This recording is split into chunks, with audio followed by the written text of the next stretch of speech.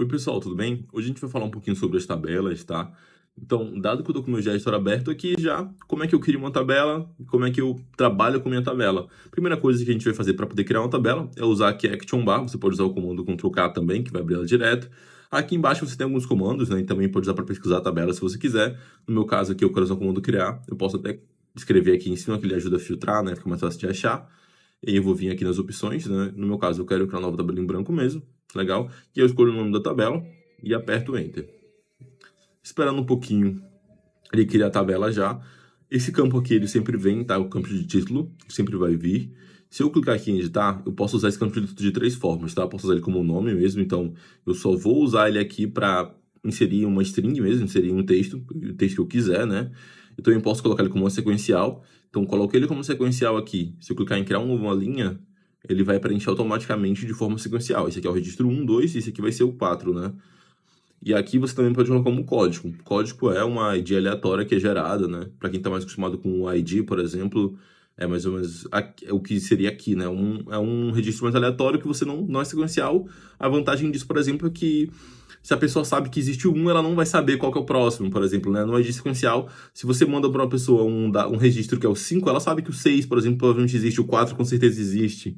Então, ela pode tentar acessar a partir disso. Se você usa o código, não, né? Porque o código ele é aleatório, não tem essa sequência, não tem como a pessoa adivinhar qual que é o próximo código anterior. Legal. Eu vou deixar como nome aqui mesmo. Também posso deixar como obrigatório ou não ali. Aqui na tabela a gente tem algumas coisas, tá? Então, quando a gente cria, já vem com três campos aqui, três registros aqui preenchidos, né? E sempre com esse campo de título, como eu mostrei. Aqui você pode adicionar novas visualizações. Então, posso adicionar... Aqui vão gerar apps, tá? Vão gerar um app de Kanban. E o app você decide, depois você pode editar o app, fazer bem mais coisas. Por isso que até a própria app de tabela também existe aqui, né? A visão de tabela. Eu posso mudar o nome da tabela aqui, dou um clique duplo aqui, e eu posso mudar o nome para alguma coisa. E aí depois, se eu pesquisar aqui, eu vou achar a partir do nome que eu mudei, tá? Deixa eu só aqui, ó, dar um F5, só para ele registrar. Aí se eu procurar aqui, ó, tá aqui, ó, cliente X, né? Então, o nome é o que importa aqui, tá? E aí, vamos lá.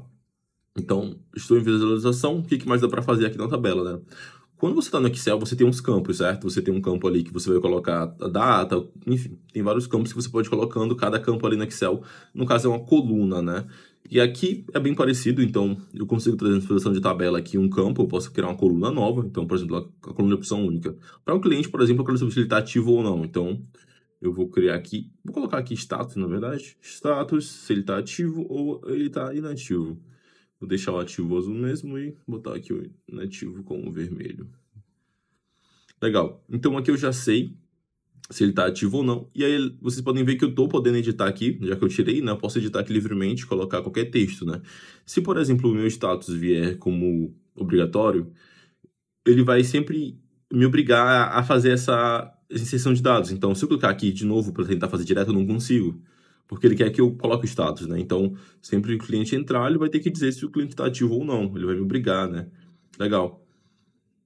Uma outra coisa que eu posso fazer aqui, né? Eu já salvei. Outra coisa que eu posso fazer aqui é ocultar essas ferramentas se eu não estiver usando, para ficar mais simples aqui, né? Interface, não tem nenhum problema. Legal, então já tenho aqui dois clientes. Jorge, Maria. Vou até apagar os outros aqui. Você pode clicar ali, você pode selecionar tudo de uma vez, ou selecionar um por um e depois apagar. Legal. Então, aqui a gente tem uns campos. Para quem conhece aí de SQL, de banco de dados, os campos são bem parecidos também. Então, é o mesmo conceito. Você vai ter um campo para colocar números, um campo para colocar aí moeda. Claro, tem um campo mais para cada coisa. Tem campos também de formatação que são bem interessantes. Não vou entrar muito sobre campos agora. A gente também pode filtrar. Então, eu tenho 3 clientes aqui, né? Deixa eu adicionar mais um, que vai ser o César. E ele está inativo. Eu posso vir aqui na tabela, se eu quiser, e filtrar só para os que estão ativos. Eu posso vir por aqui. Opa, deixa eu ver se veio o César. Veio, legal. Então eu posso vir aqui é mais fácil, né? Já filtro, ele já vem pré-preenchido para mim o que eu quero filtrar. Eu só preciso decidir o valor. Então, é qualquer um ativo ou inativo. No meu caso, é qualquer um ativo. Então, eu não vou ver mais o César. Posso vir aqui e fechar o filtro de novo. Aqui eu posso criar uma nova linha, no caso, se eu quiser inserir um novo dado, né? Então, ele já vai até abrir o formulário para mim. Legal. Aqui nos 3 pontinhos, eu tenho algumas coisas que são interessantes, tá?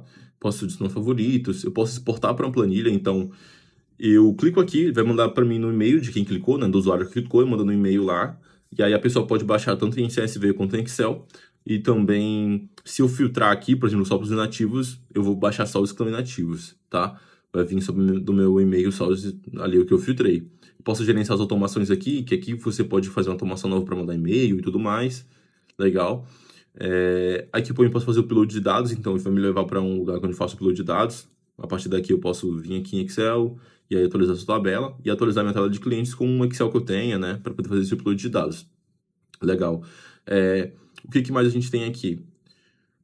Os edits da tabela são bem interessantes, tá? Os edits da tabela, porque o que acontece? Toda tabela você tem lá o nome que você colocou, né? E também tem um campo da API, que é o campo que você vai usar em funções, em low code principalmente, tá?